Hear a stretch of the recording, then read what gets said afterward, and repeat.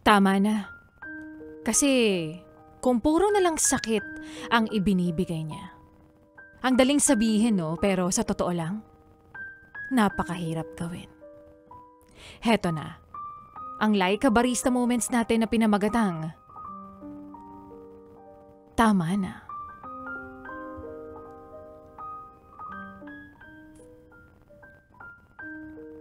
Tama na ang kakahabol sa taong hindi naman makita ang halaga mo.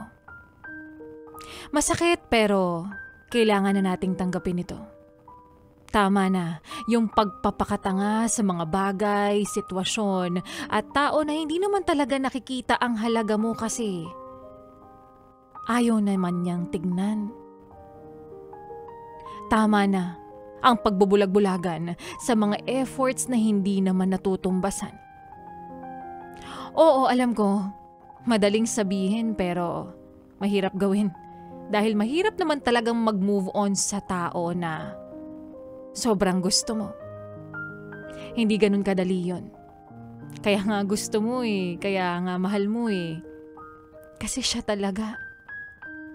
Paano mo i-let go yung taong ipinaranas sa'yo lahat ng first time para sa'yo? How can you unlove someone that feels like home? How can you unlove someone when letting go feels like leaving behind a part of yourself? Oo, gets ko naman yun. Pero isipin mo na lang. Paano ka nga ba makakapag-move forward kung yung atensyon mo ay nandoon pa rin sa mga taong hindi naman makita ang halaga mo? Na instead, gamitin mo yung opportunity at driving force to find someone better, nilalakin mo yung sarili mong pagtingin, di ba? Mahirap pero kailangan mong simulan kasi kung hindi mo pa sisimulan makita ang halaga mo ngayon, sinong makakakita nun kung hindi ikaw lang? Di ba? Kaya find someone who chooses you.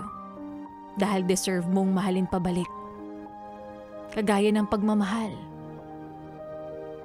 na ibinibigay mong buong buo.